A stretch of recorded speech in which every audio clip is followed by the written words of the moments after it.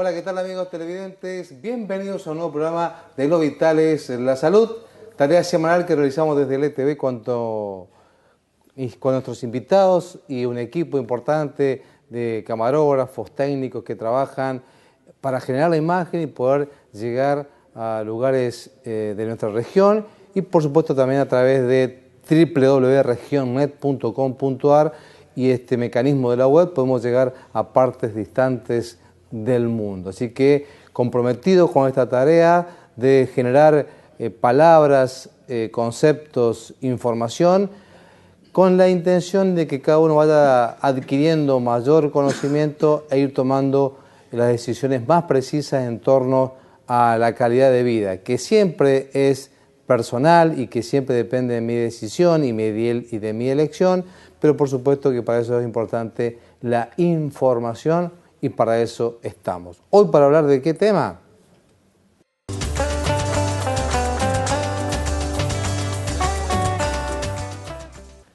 Vamos a estar hablando hoy de fibromialgia. ¿Qué es esto?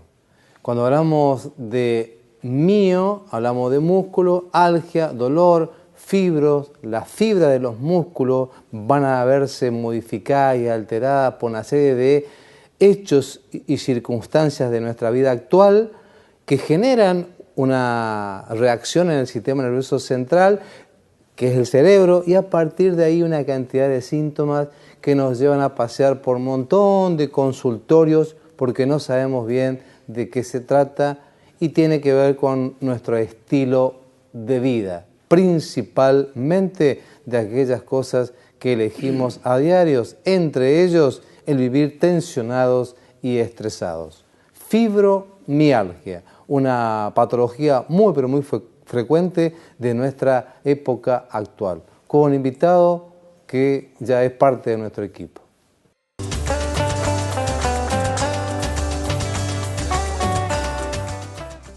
Nos acompaña un colega, amigo y ya parte del equipo de trabajo, el doctor Ricardo Acuña. Doctor, muchísimas gracias por estar siempre dispuesto a compartir la información con nuestros televidentes y decirnos sí a la parte de producción de contenidos del programa, que bueno, le agradecemos infinitamente. Muchas gracias a ustedes. Es un gusto estar acá. Bueno, vamos a hablar de fibromialgia, doctor, que tiene que ver con una cuestión que aparece en los músculos con muchos síntomas y tiene que ver con el sistema nervioso central, pero que obviamente tiene que ver con nuestras elecciones de vida.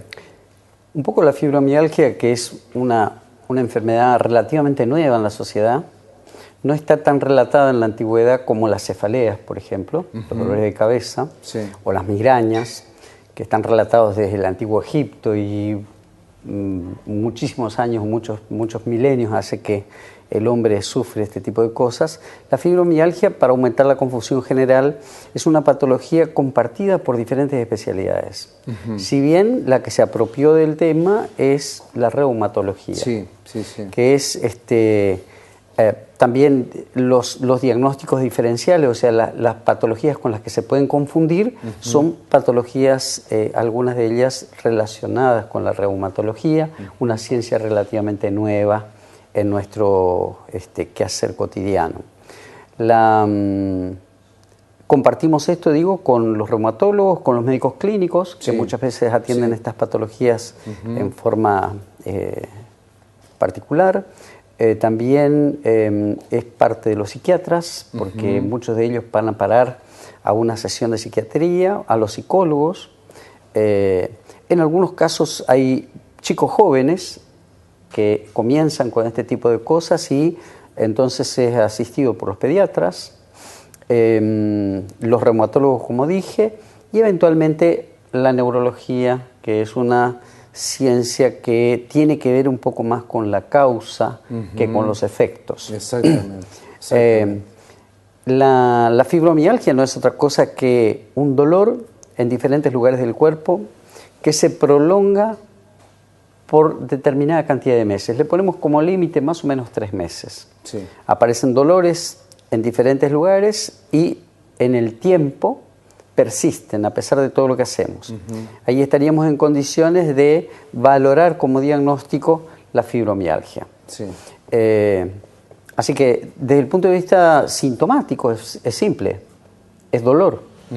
Desde el punto de vista técnico, si ese dolor se repite en diferentes lugares, en los 4 cuadrantes, como decimos, sí. Empiezan con el cuello, un poco los codos, un poco la pelvis, un poco las rodillas, son lugares de mayor impacto de la sintomatología.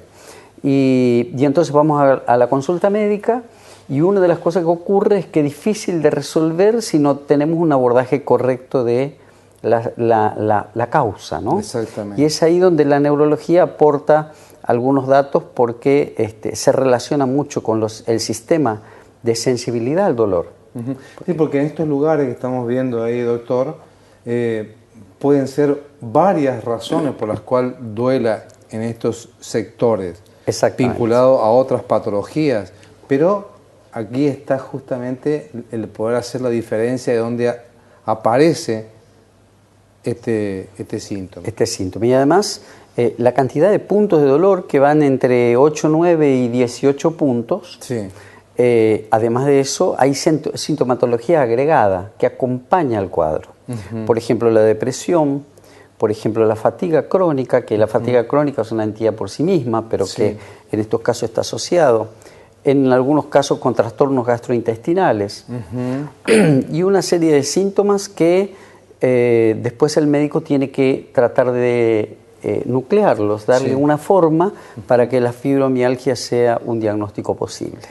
Doctor, vamos a empezar desde el cerebro, que es nuestro gran director de todas las funciones. El director de orquesta. El director de orquesta, exactamente, porque a partir de aquí comienza todo lo que es el movimiento muscular, la orden, la contraorden, y todo comienza ahí, y ahí hay sustancias que hacen que eso se genere.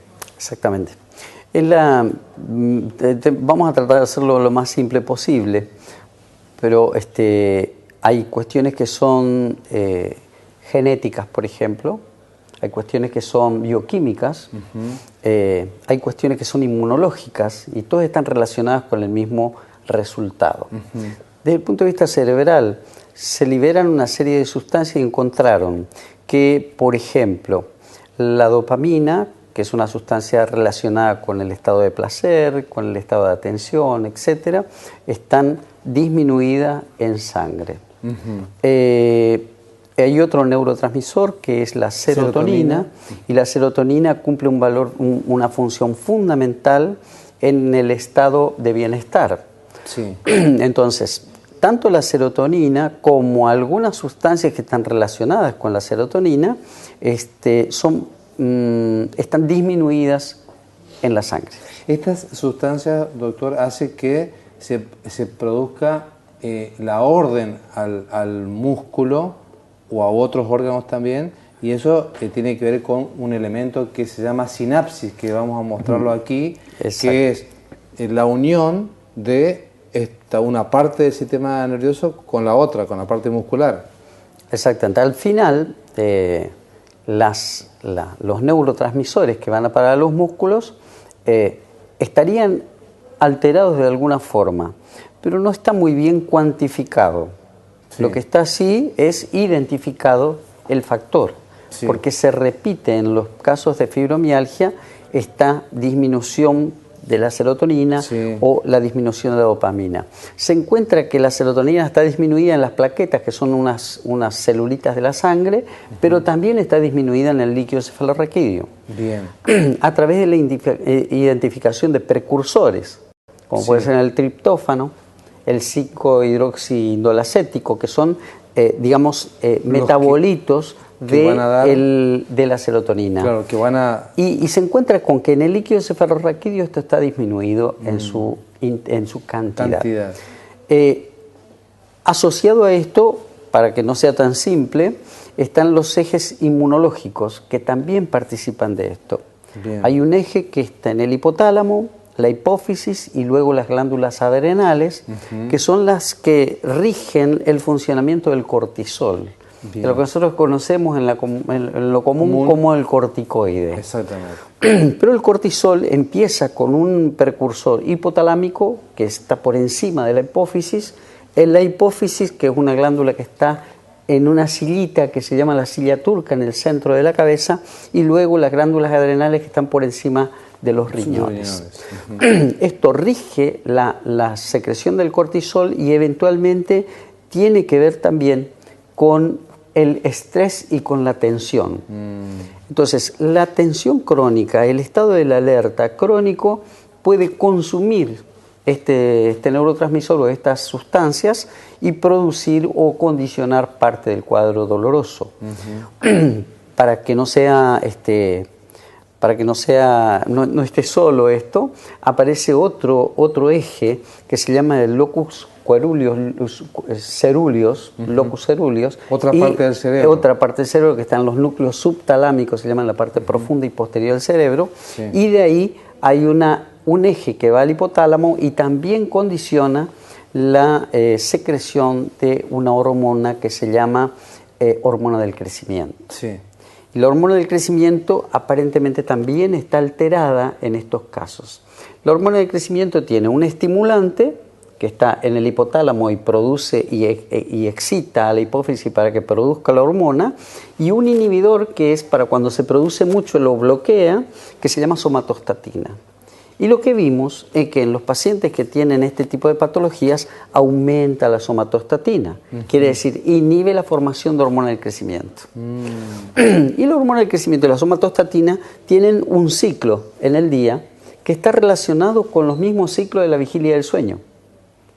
Resulta que los pacientes con fibromialgia tienen alteración en el ciclo del sueño. Por lo tanto, pueden tener secundariamente alteración de la formación de somatostatina. Y esto condicionar parte del cuadro.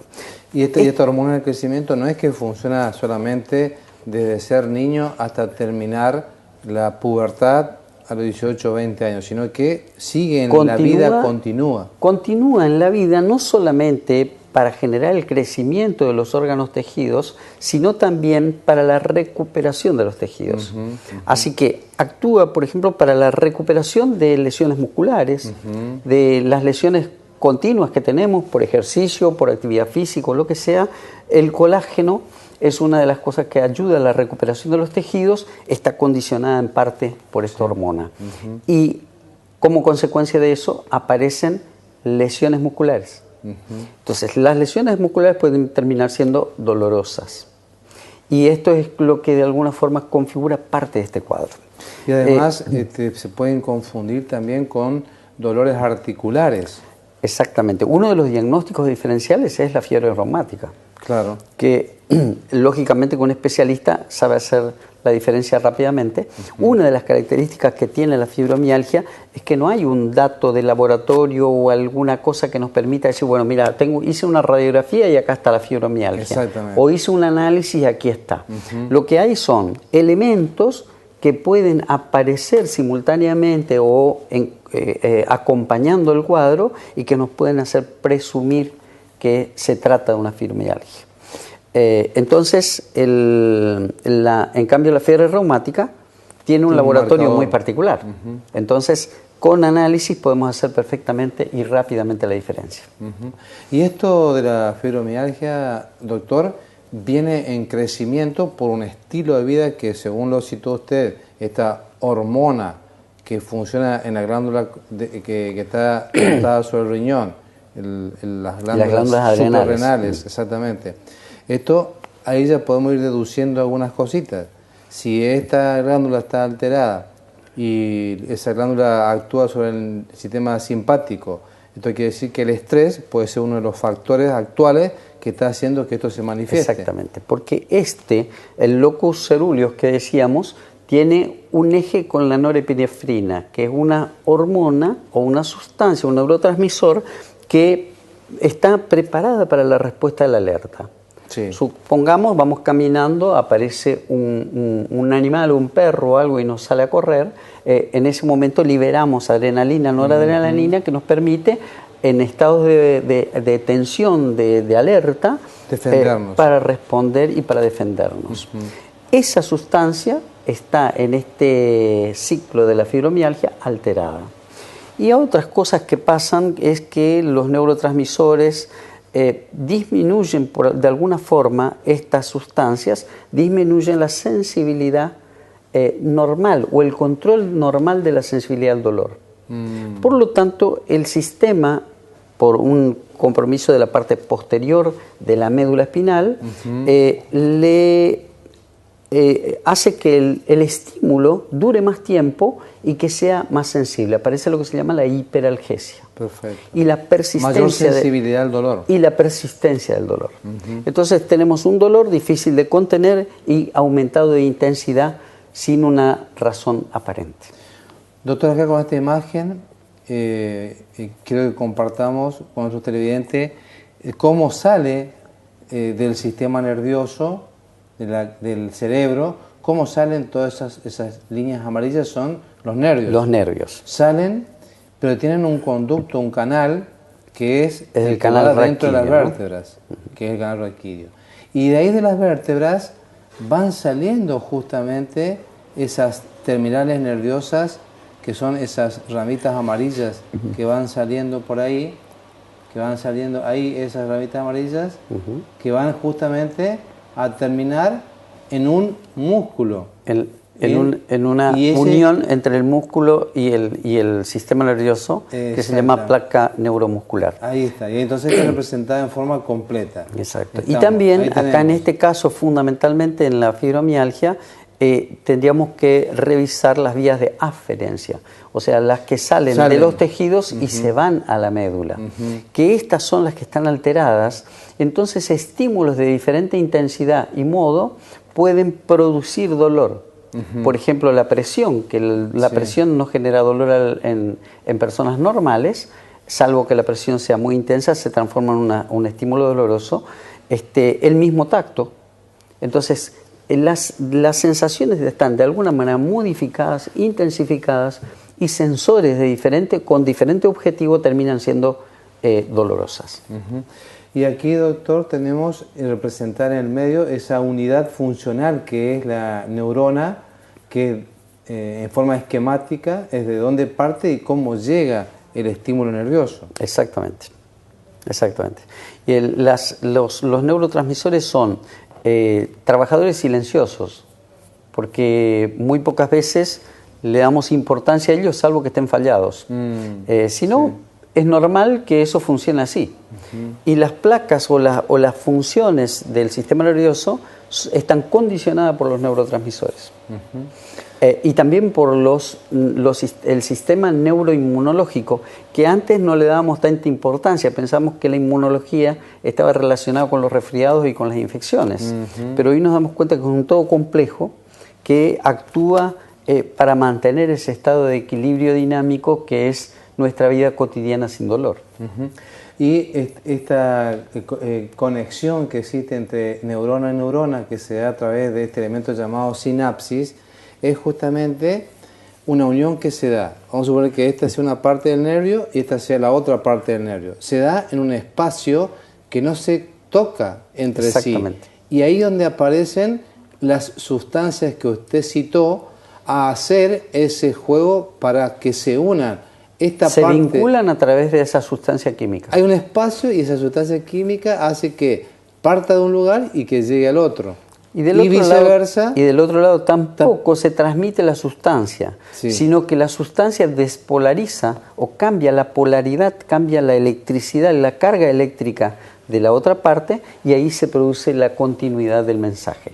Entonces, o sea que no es un cable directo que va del cerebro a cada músculo, sino no que es un todo continuo. Tiene este sistema de conexión que ahí mostraba recién con el puño. Vamos a ver si lo podemos ver, Edgardo, para que nuestros televidentes vean cómo es esta comunicación química. Exactamente. Bueno, por eso es que hablamos en la fibromialgia de los neurotransmisores, porque al estar alterados mandan una información que no es real y aparecen dolores en diferentes lugares. También se vio que hay un cierto condicionamiento genético y la genética aparentemente lo que transmite son los déficits metabólicos o los déficits en la formación de neurotransmisores de generación a generación. Se encuentran que esto es una enfermedad autosómica dominante, que es, o sea, está ligado a la herencia en parte, y muchas veces pasa parte de la vida sin que se evidencie, y en un momento dado de o un trauma o una situación de estrés prolongado puede desencadenar el cuadro. Y esto, por supuesto que, si bien se puede dar en cualquier persona y en cualquier edad, esto tiene preponderancia en las mujeres, por lo general, y con una edad promedio que es la edad activa de la mujer. Exactamente. Pero al final depende de las sociedades, prácticamente está equilibrada la incidencia, tanto en el varón como en la mujer. Y lo que se está viendo es que hay más personas jóvenes que empiezan a tener la patología. Hay varias cosas que ocurren, ¿no? Por ejemplo, hay una sustancia que se llama sustancia P, y también la sustancia P está alterada en los casos de fibromialgia, y esto tiene que ver con las estabilidades del sistema nervioso en cuanto a la neurotransmisión y a las estabilidades de la membrana. Lo que son las mitocondrias de las células, que son algunos corpúsculos que están adentro de la célula y dependen de esta acción.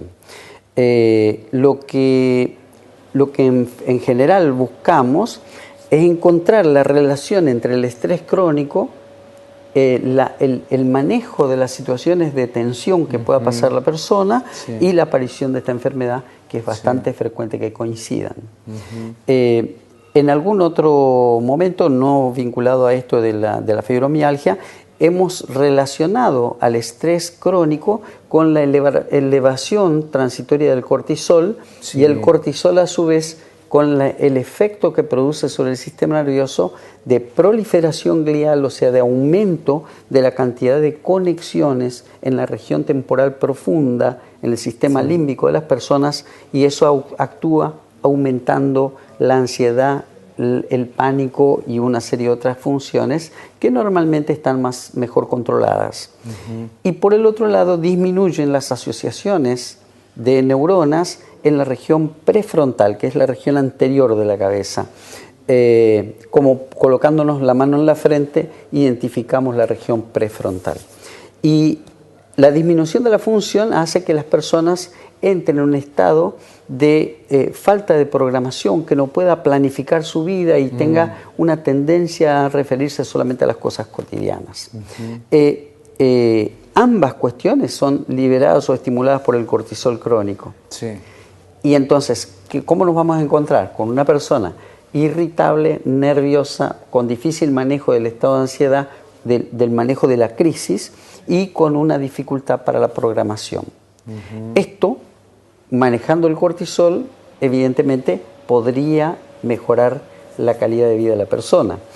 De ahí que el abordaje, como la sintomatología es más o menos parecida en todos los casos, tiene algunos agregados que pueden ser el hipotiroidismo, la colitis ulcerosa o situaciones de problemas intestinales, y algunas otras cosas pueden resolverse con interconsultas de diferentes especialidades.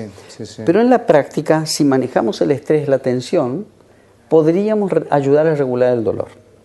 De ahí que la psicoterapia o el aporte que hace la psicología y la psiquiatría, los medicamentos que mejoran los niveles de serotonina, como los antidepresivos, ayudan bastante a controlar el cuadro. Más allá de los analgésicos y antiinflamatorios, que son, digamos, de aplicación indispensable.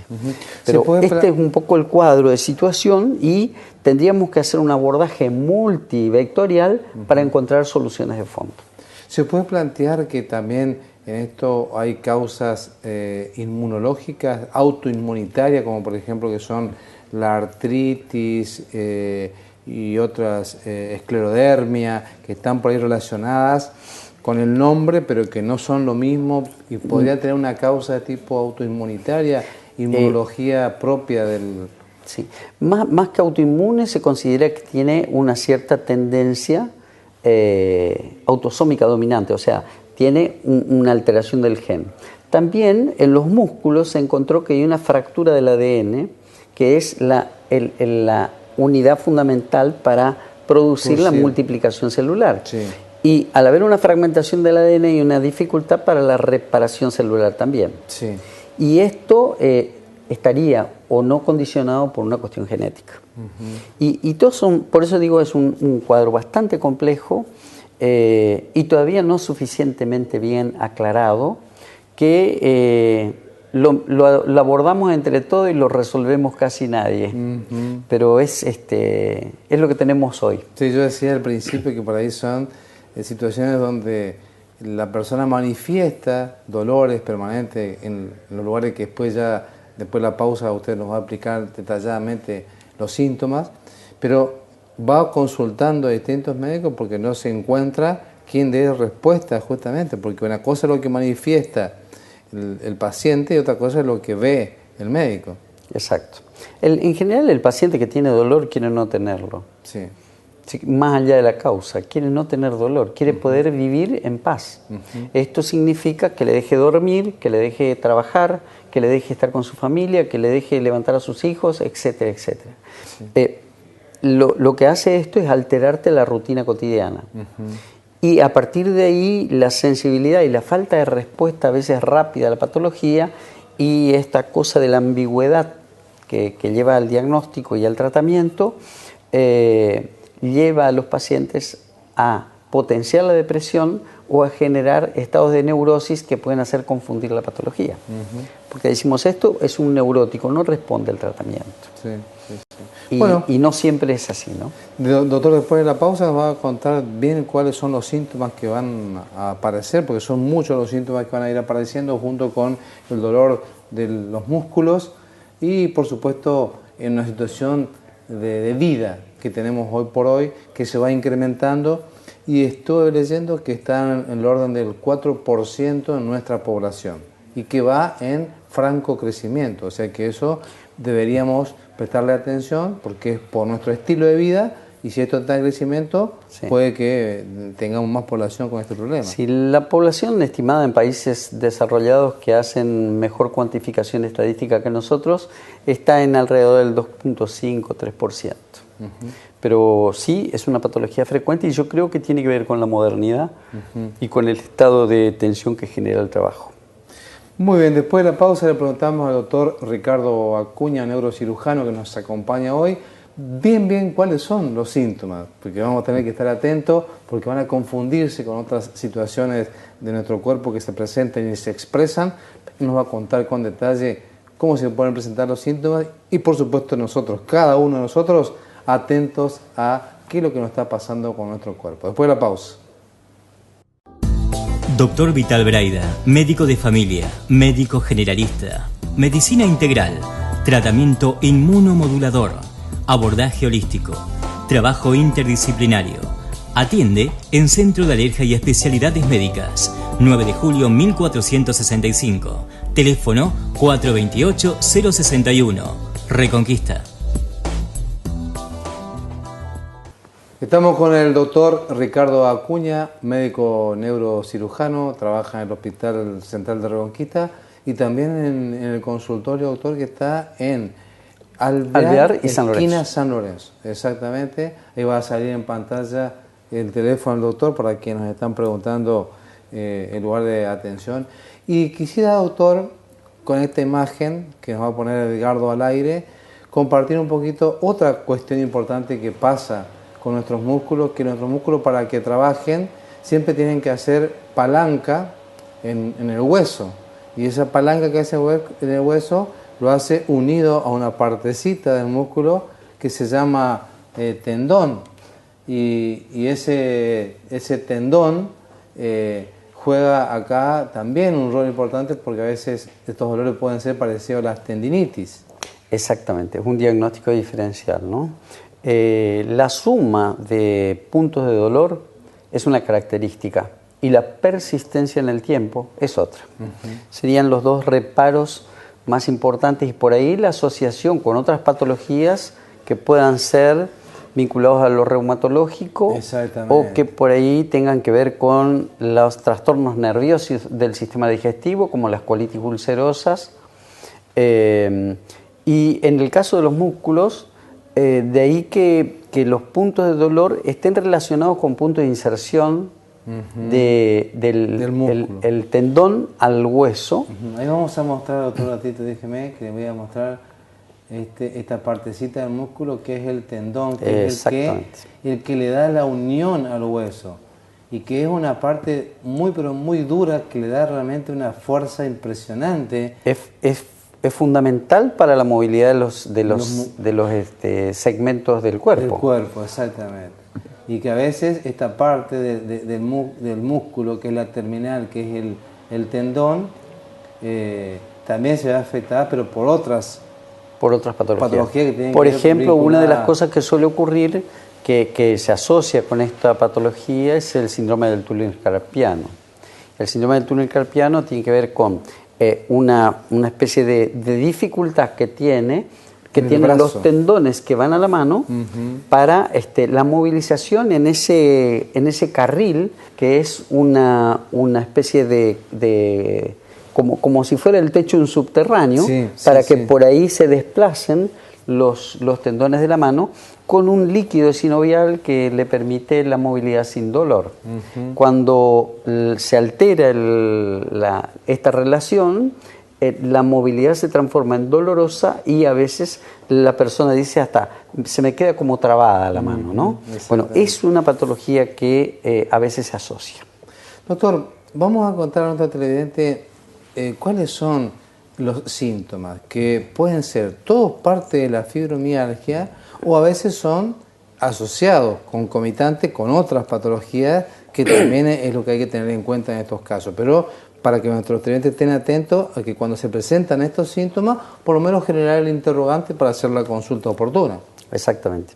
Bueno, vemos los grupos musculares grandes. Sí. Por ejemplo, aquellos que tienen relación con la pelvis, con la parte de la base de nuestras piernas y hasta las rodillas, llevan músculos muy poderosos que mantienen prácticamente la bipedestación y facilitan la marcha, la coordinación y el equilibrio del cuerpo. Sí. Por lo tanto, están en una actividad permanente de contracción y de contracción para que el cuerpo cumpla con sus funciones. Sí. Cuando hay una fibromialgia, eventualmente son estos lugares. Acá vemos en pantalla, vemos una figura desde atrás y vemos la región de la cadera y de los glúteos. Si fuéramos más hacia abajo veríamos también el impacto sobre las rodillas. Y en la parte alta del cuerpo vemos en el cuello, en la nuca, en los hombros, en la espalda y en los codos. Esto es todo el tren superior. También, si miramos el tren superior, la movilidad que tiene para facilitar el movimiento de las manos es una actividad permanente. Sí. Entonces, los lugares de mayor movilidad, mayor impacto y grupos de intensidad y de frecuencia alta son las que aparecen como puntos de dolor. Decimos 8 o 9 los puntos mínimos, según algunas escuelas, y algunos llevan hasta 18. ¿Y hay una pérdida de la fuerza, doctor? ¿O en general hay lo que se llama la impotencia funcional, porque al doler no lo movemos. Claro. Esta es la consecuencia lógica. Pero en verdad el secreto es que el punto es doloroso, duele espontáneamente y duele al tacto. El dolor es intenso y persistente, cosa que uno dice, bueno, cualquier cosa que nos duela, lo tocamos duele en el momento, pero nos sigue doliendo. En estos casos es un dolor persistente. Por estas cuestiones que hablábamos de las hormonas, de los neurotransmisores y esto, el aumento de la sensibilidad al dolor y por el otro lado la persistencia del estímulo, independiente de que se lo toque o no, es decir, el estímulo es como que se estimula solo, da un dolor muy particular. Lógicamente que altera el sueño, altera la vida cotidiana, altera el trabajo, altera la convivencia familiar, modifica el ánimo, vuelve a la persona o irritable o angustiada o preocupada, etc., con alteraciones del sueño que le traen también un agotamiento o un grado de fatiga alta. Esa fatiga crónica que vemos en algunos pacientes que no tiene dolor en este caso está asociada a la patología O sea, del es como dolor. un cansancio. Es como un cansancio que generalizado. no tiene deseo de levantarse a hacer cosas. Exactamente. Entonces, ¿cuál es el destino final de una persona que no consigue resolver esto? Sí. Va a tener dificultades en su casa, con su familia, va a tener dificultades en su trabajo si está trabajando, y va a tener dificultades con él mismo. Porque el grado de satisfacción que pueda tener una persona va a estar limitada por su dolor. Entonces, es fundamental que esas personas estén bajo tratamiento y un abordaje multivectorial, decimos, desde diferentes enfoques. profesiones. El reumatólogo por un lado, el médico clínico eventualmente, un gastroenterólogo si fuera necesario, el neurólogo si fuera necesario, y todo esto con la intención de no solamente mitigar el dolor, sino de cambiar los factores que condicionan el dolor. Doctor, aquí va a haber también dolores de cabeza, cefaleas. Usted la citó al principio ya como una patología milenaria. Antigua. Sí. Pero aquí también puede expresarse a través de... Se puede expresar porque los dolores cervicales altos, Sí. hay que recordar que las primeras dos vértebras de la columna cervical tienen sus raíces posteriores van hacia la cabeza. Por lo tanto, cualquier dolor que aparezca en la región que se llama cérvico-occipital, que son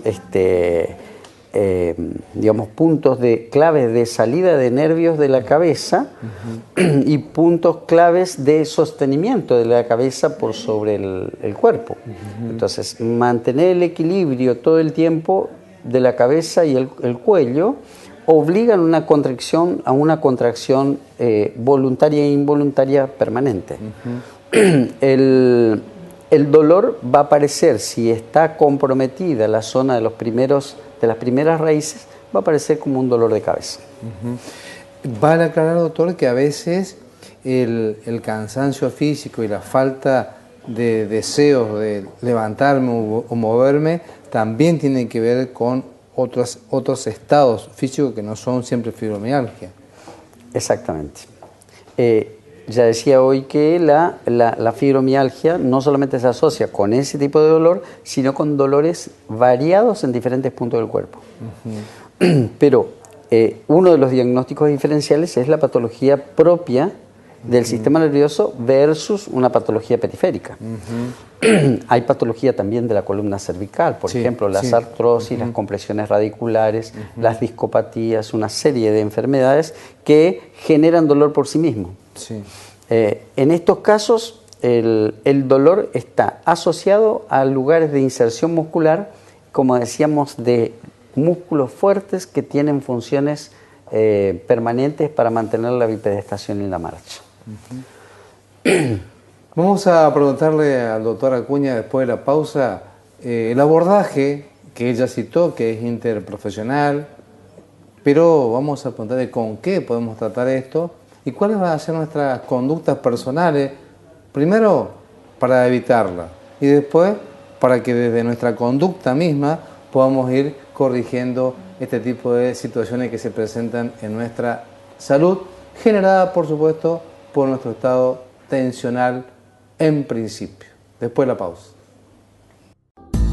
Doctor Vital Braida, médico de familia, médico generalista, medicina integral, tratamiento inmunomodulador, abordaje holístico, trabajo interdisciplinario.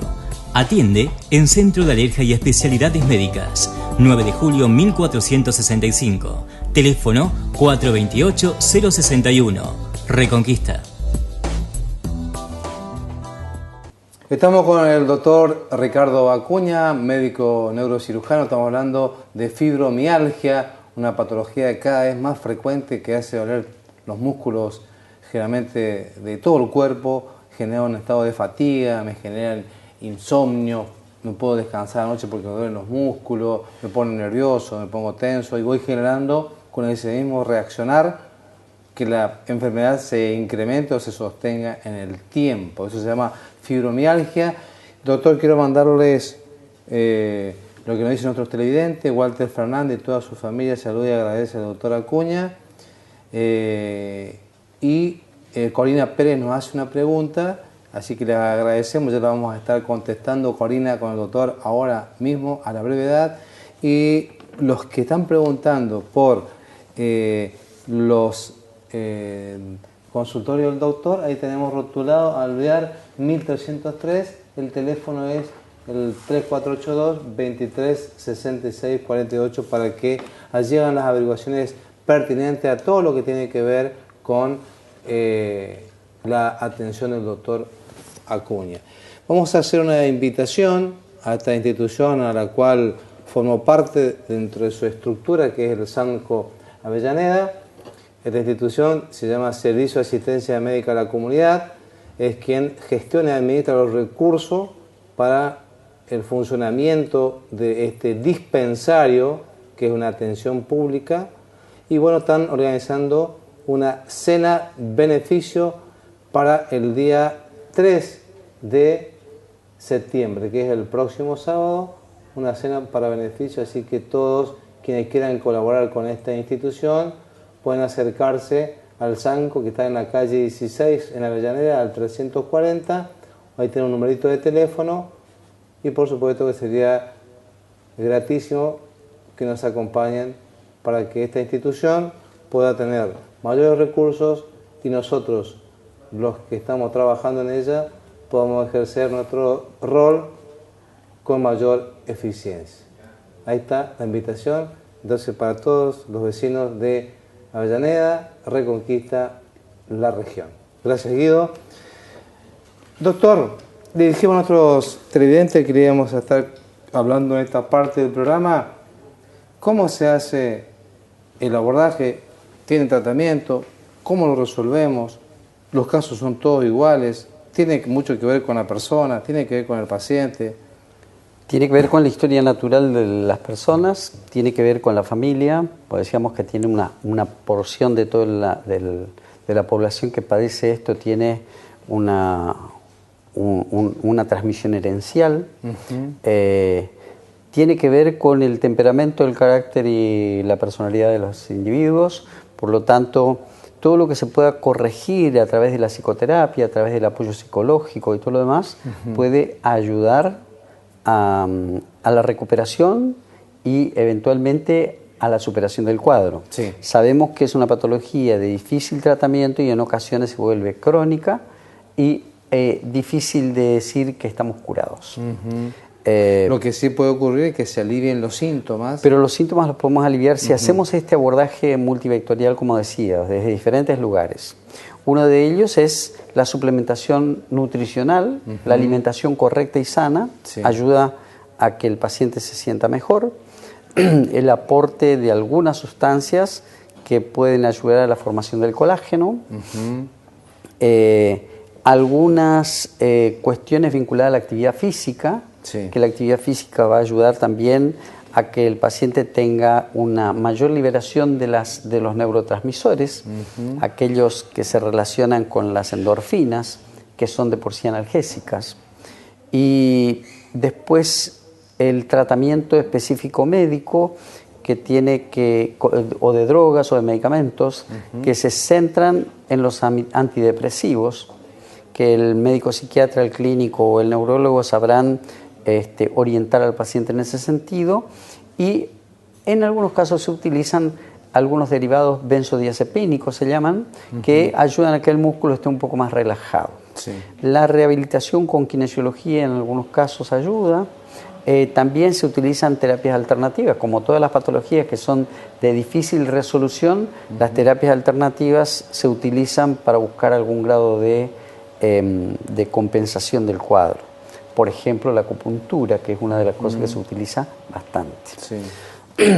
Algunos hacen homeopatía, hay diferentes cosas que se pueden utilizar.